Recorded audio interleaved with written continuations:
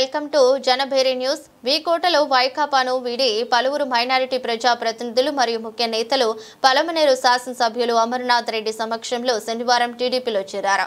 ఈ సందర్భంగా సుమారు 100 మంది దాకా వైకాపాను వీడి టీడీపీ తీర్థం పుచ్చుకున్నారు.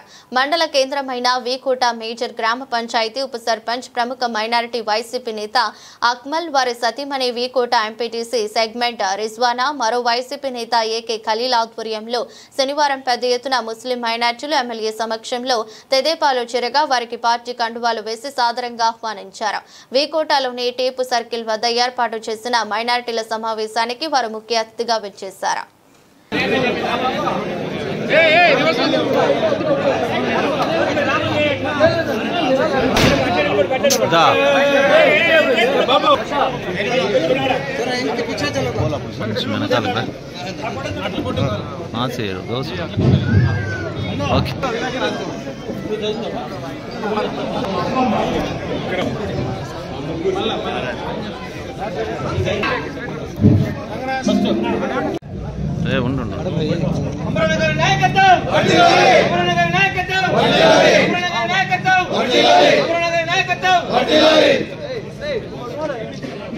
ఎప్పుడు లేని విధంగా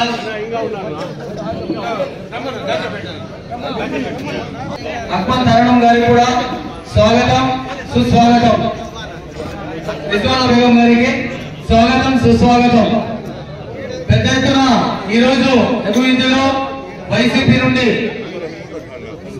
పార్టీలో చేరిన ప్రతి ఒక్కరికి స్వాగతం సుస్వాగతం.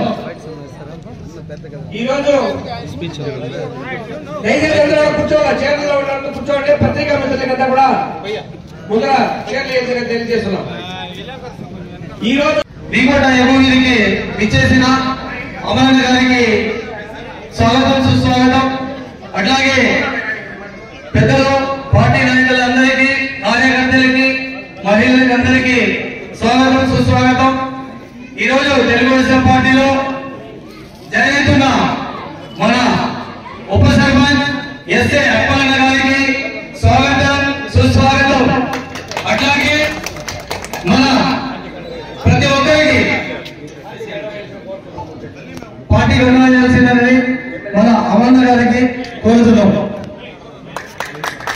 అలాగే మనకి బాగా సుపరిచితుడు ఏకే ఖలీల్ గారికి కూడా పార్టీలో వస్తున్న స్వాగతం సుస్వాగతం.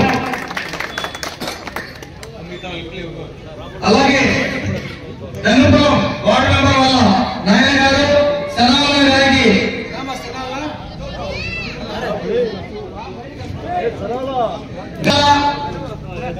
అన్సార్ ఫైజుల్లా జుబేర్ అబు సైఫుల్లా ఫయాజ్ అమ్జద్ అఫ్సర్ నా వేసుకొని ఇట్లా వచ్చాయండి.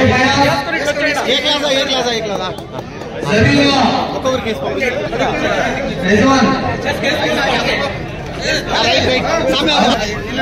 అయాన్ బాబు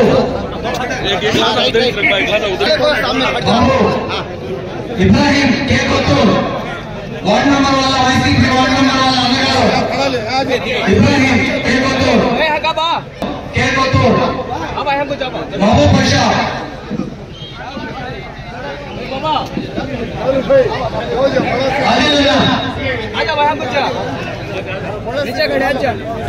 ఈరోజు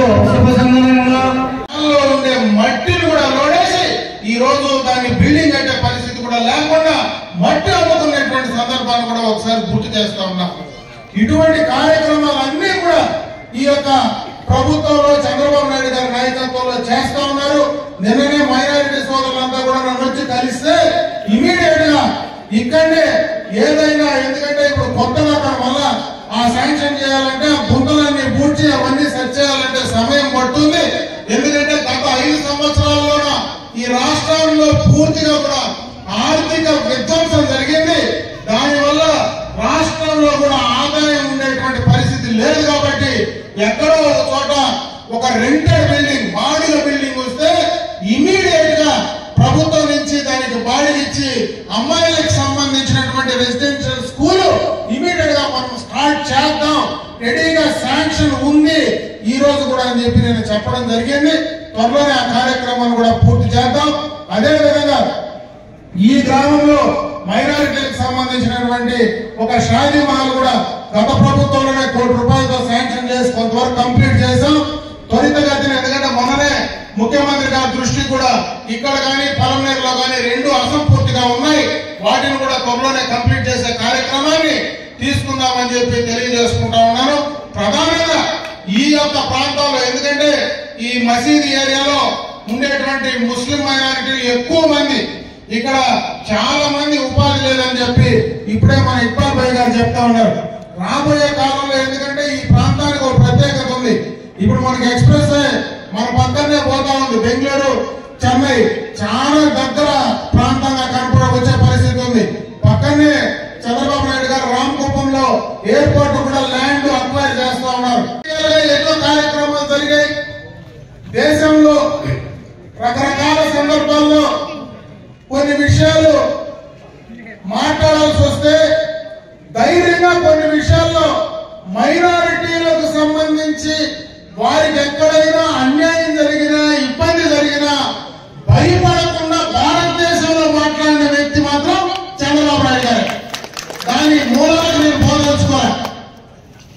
అదేవిధంగా ఈ రోజు ఎన్నో రకాలు చేస్తూ ఉన్నారు. ఎప్పుడూ కూడా మైనారిటీలకు సంబంధించినటువంటి మసీదులకు గతంలో ఎప్పుడు ప్రభుత్వాల నుంచి డబ్బులు ఇచ్చిన సందర్భాలు లేవు.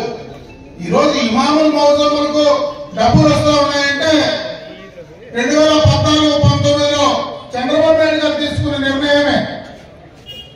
మైనారిటీలకు ఎప్పుడు ముస్లింలకు షాదీ మహల్ కట్టించినటువంటి సందర్భాలు లేవు.